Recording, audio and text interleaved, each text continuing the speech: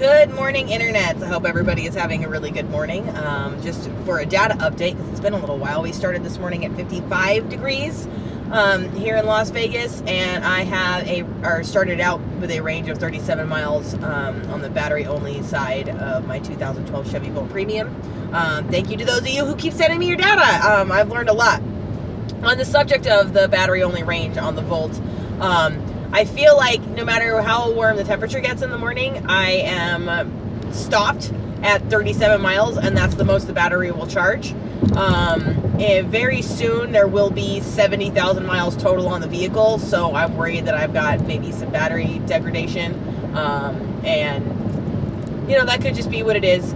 It's not something that scares me or bothers me, but I want to know if anybody else out there has a theory about why I can't climb over 37 miles in the range here. Not the worst thing in the world, given that the battery only range on this car was only supposed to be about 40 anyway, but it won't climb over that. This morning I want to talk to you guys about Tesla. We haven't talked about Tesla in a while. Early this morning or late last night, Tesla announced that it's halting production again on the Model 3 line to fix some issues with automation. And there are going to be a lot of news outlets talking about it and talking about, like, oh my god, Tesla halted production again on the Model 3, and does this mean doom for the company? And that's what I keep hearing. But the more I think about it, like, we've seen a lot of, like, in my lifetime, I have seen a lot of new cars get launched, and whenever a manufacturer starts to produce something new, it's not uncommon for them to take breaks during production time.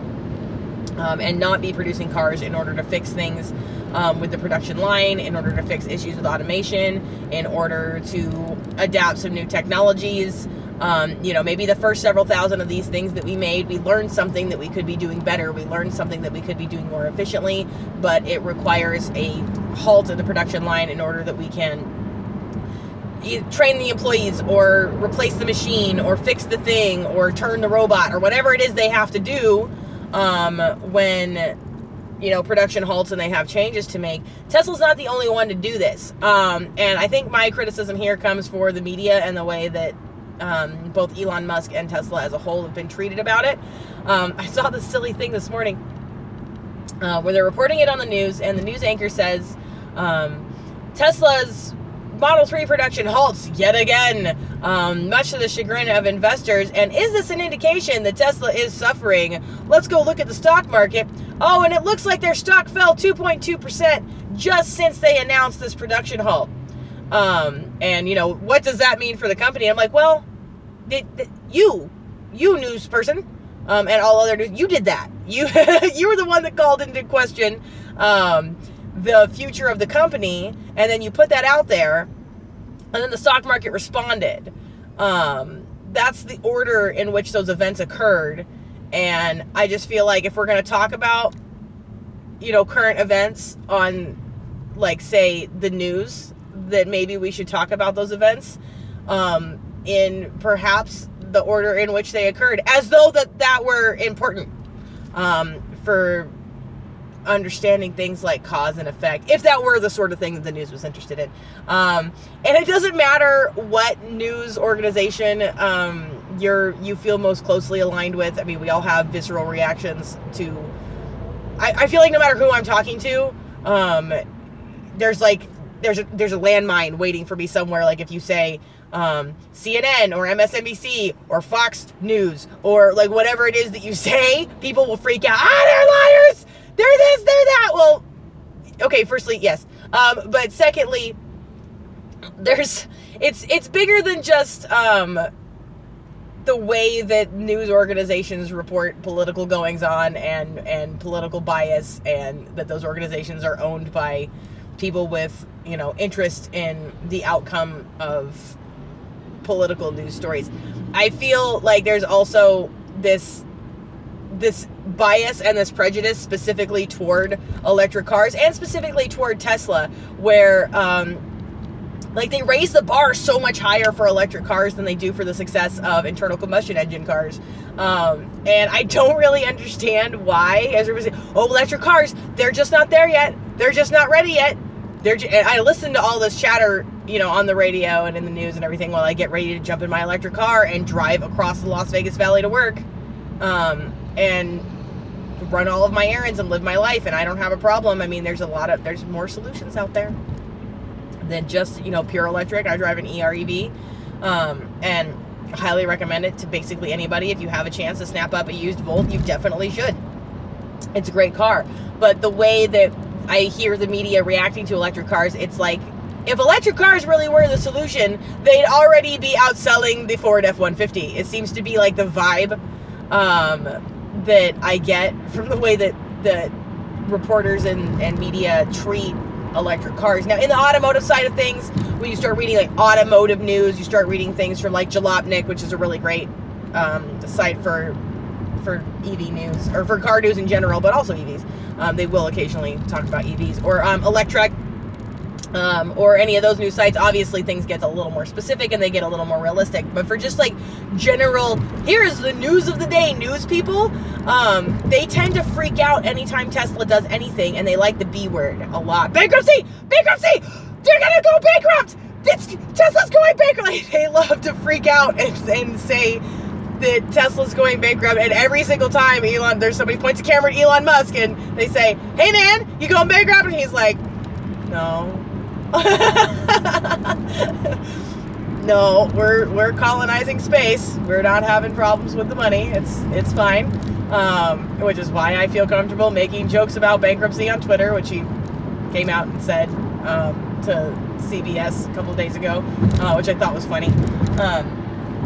But it's just, the standard seems to be skewed. The standard seems to be higher for electric cars, and that the margin of success seems to be, like, the way it's going to be perceived, it's much narrower than what would be considered the margin of success for, say, like the Dodge Hellcat, or something else, you know. And whenever a company decides that they're going to do something new and over the top and completely ridiculous, there is skepticism. But when automotive manufacturers say they're going to do something new and over the top and completely ridiculous, I feel like there's a lot more faith had in the internal combustion cars than there is in the electric cars. And I don't really understand that, because, I mean, maybe that's just because we're like, oh, we've been making ICE cars for so long that if anybody wants to do something new with an old motor, we figure they're probably going to be all right. And since there's so much new technology involved in electric cars, like, is it going to have one motor? Are we going to put 4 motors on all wheels? Are we going to put 2 up front and 1 in the rear? What kind of batteries are we going to use? Somebody say the word supercapacitor so we sound smart.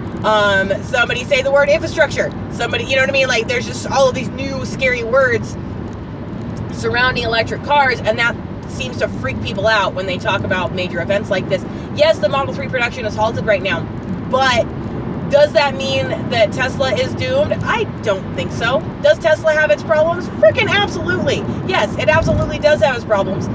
Anytime somebody tries to reinvent an industry, which is what's happening with Tesla, it's going to have its issues, and they're working the bugs out in real time. And, you know, and I know that there are some issues with build quality on Model 3s. Not all Model 3s have these issues.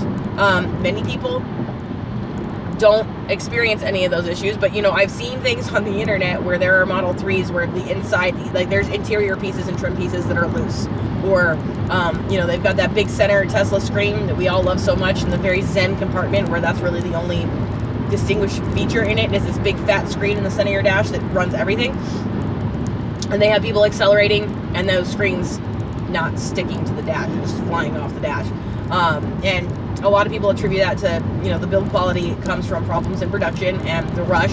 And, you know, when you witness problems like that, when a company sees problems like that, shouldn't they halt production and try to figure out what's wrong?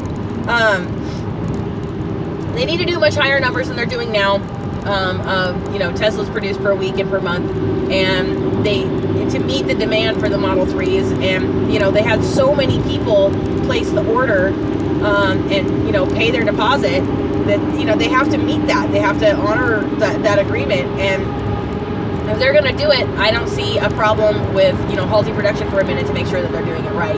And just watching the media run around in circles and the sky is falling, Elon Musk has failed us, like just losing their minds and seeming to take it kind of personal, I don't really understand. But, you know, we'll see what happens. I know that I have at least one subscriber with a Model 3. I'd love to hear from you about how your Model 3 is doing. And, you know, have you had any issues with build quality? Does it handle the way that you expect it to? Does it meet your expectations? Have you had any problems with it? Have you had to make any complaints?